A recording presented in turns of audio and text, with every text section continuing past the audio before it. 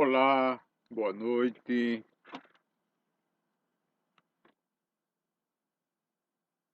Sou o arcipreste Alexis Penha Alfaro, da Igreja Ortodoxa Sérvia e da Paróquia da Dormição da Mãe de Deus em Recife.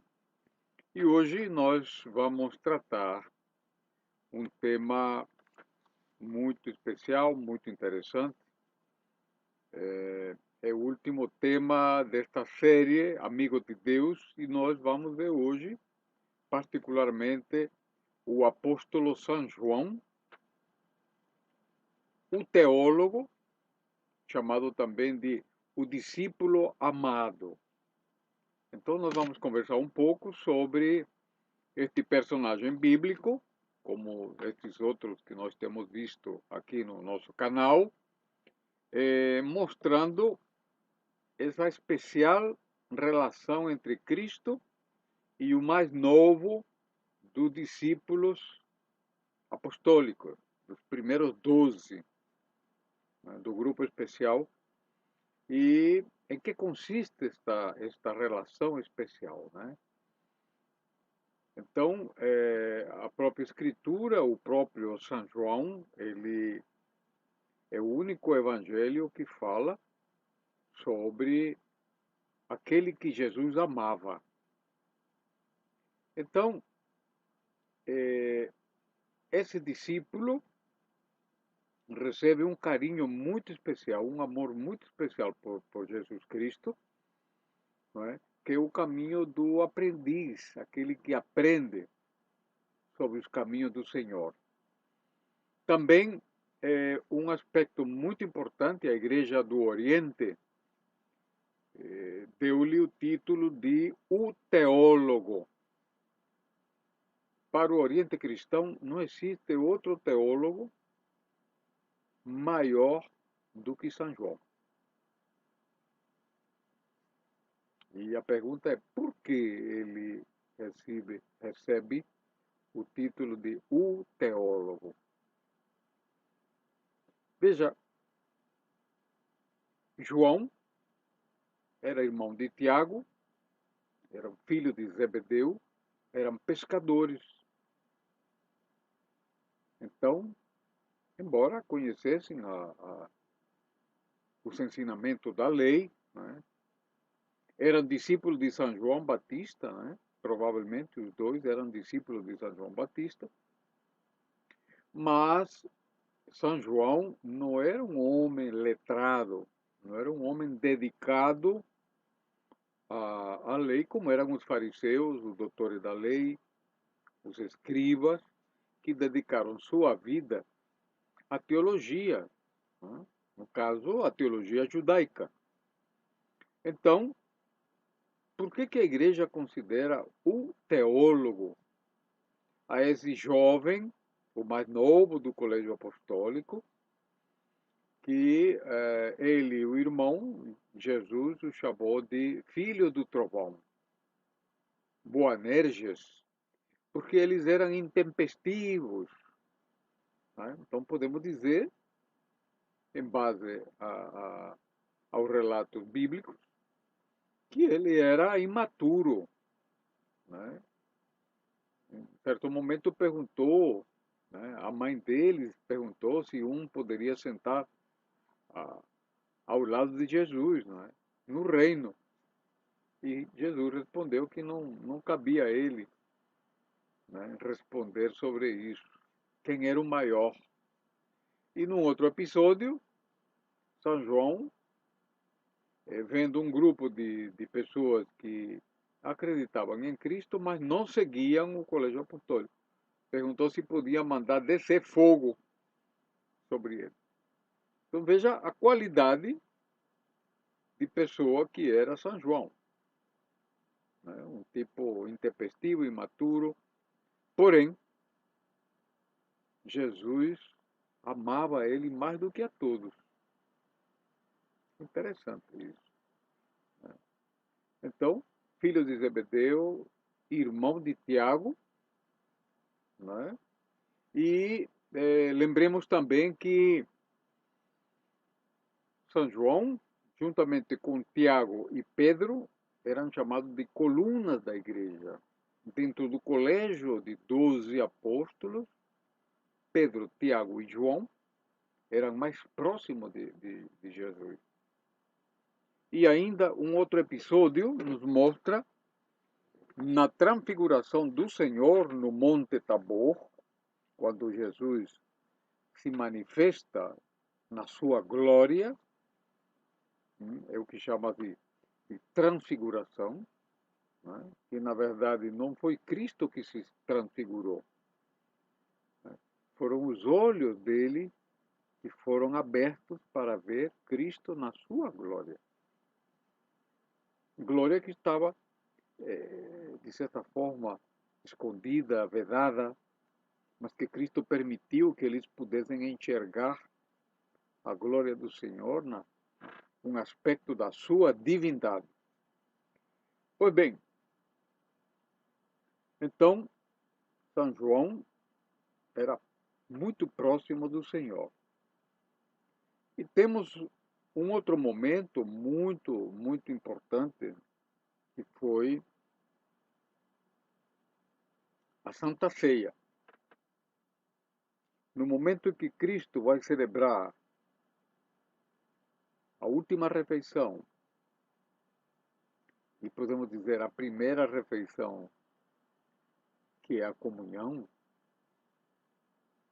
do reino que Deus nos prometeu, na última ceia, Cristo revela que um dos 12 haveria de traí-lo.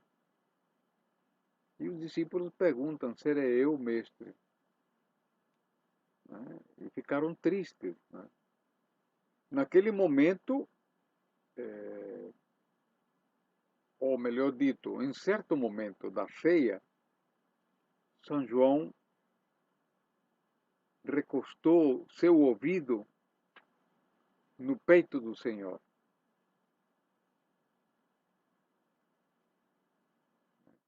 E diz a tradição da igreja, alguns padres da igreja escreveram sobre esse episódio, particularmente Orígenes, que é um dos primeiros escritores, né, comenta esse fato de que São João, naquele momento, de uma forma misteriosa, porque ninguém sabe exatamente o que ele ouviu, o que foi revelado a ele escutando o coração do Senhor. Mas, de toda forma, a igreja e a tradição da igreja interpreta que aquele momento foi um momento de comunicação espiritual.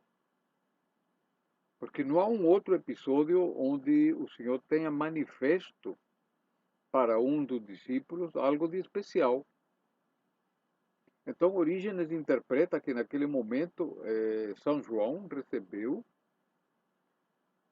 uma sabedoria espiritual somente revelada a São João. Como que a melhor parte, né, foi transmitida a São João. E isto é reforçado porque os escritos de São João são insuperáveis. O Evangelho de São João, diferentemente dos três evangelhos, Mateus, Marcos e Lucas, o Evangelho de São João, ele tem uma característica clara.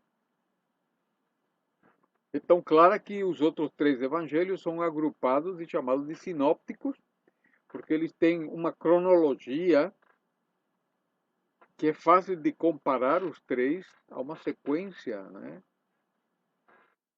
nos três evangelhos, enquanto que o texto do quarto evangelho ele não segue a sequência temporal descrita nos sinópticos. É como se o Evangelho de São João fosse, pelo menos o início, atemporal. E no princípio era o Verbo. Quer dizer, saiu do tempo cronológico histórico para um tempo místico. No princípio era o verbo.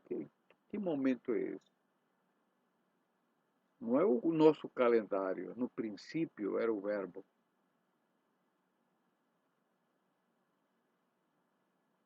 Então, o Evangelho de São João nos descreve Cristo de uma forma muito mais profunda, por isso que é chamado de o Evangelho místico. Ou seja, tem algo de profundo e misterioso, embora relata, evidentemente, aqueles momentos, não é, históricos da missão de Cristo. Né? Então você pode verificar alguns elementos aí comuns aos outros evangelistas, mas há elementos aí que ultrapassam a dimensão puramente histórica, linear, temporal. Então, o outro ponto muito importante é a crucifixão. Reparem que no momento da crucifixão, os outros discípulos, fugiram com medo. 10 discípulos fugiram, incluindo Pedro, né, que era o líder, né, era o porta-voz. Ele fugiu, ficou por aí e tal, depois fugiu. Ainda ouviu o galo cantar, né? E negou Cristo, né? Estuvo perto, mas São João ficou com o Senhor, acompanhou a crucifixão, ele e as mulheres que acompanhavam Cristo, a Virgem Maria, Maria Madalena, Salomé, as miróforas, né? Estavam lá na cruz. E o jovem discípulo estava lá ao pé da cruz. E ainda escutou dizer do Senhor, entregando-lhe sua mãe, dizendo: Eis aí tua mãe. E disse para a mãe: Mulher, eis aí teu filho. E a partir desse dia, o apóstolo João cuidou da Virgem Maria.